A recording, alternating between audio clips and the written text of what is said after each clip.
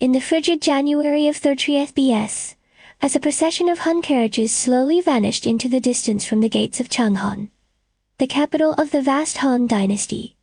There I was, Wang Zhaojun, seated in the grandest of these carriages. From a modest peasant family in the countryside of Hubei, we subsisted on the scant yields of our few acres, a life marked by poverty. I was endowed with an extraordinary beauty and a remarkable talent for music and painting, making me somewhat of a local celebrity.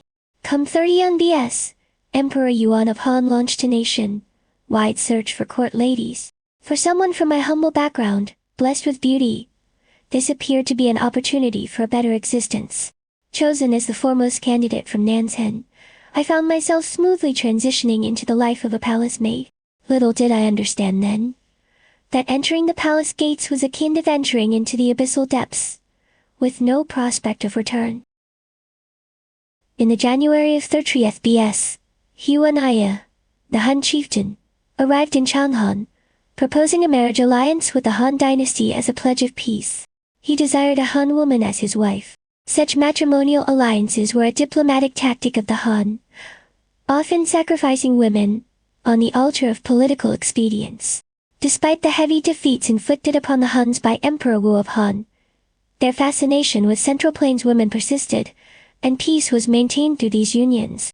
Consequently, I was selected for this alliance, dispatched to wed Xiongnu, who was nearly 50 at the time.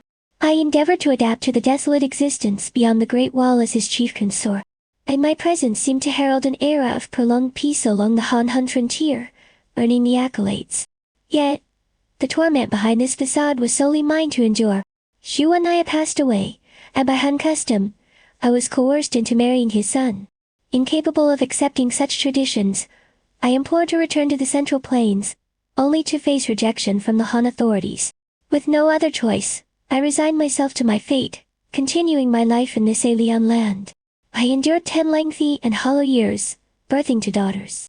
After surviving the tragedy of becoming a widow thrice, I was once more compelled by Han customs to marry the new chieftain. My existence gradually dwindled amidst the adversities and resilience in a foreign land.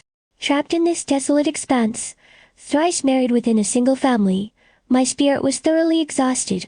I longed for the distant south, my unattainable homeland. My life seemed merely a prolonged sigh, eventually dissipating with the spring winds beyond the clouds. My resting place was established beside the Dahi River. Despite the autumnal leaf fall, the grass over my grave remained verdantly lush, creating an everlasting vista. Together with my unrealized wish to return home, was softly obscured by the passage of time. I merely wish to recount my story to you, dear friend.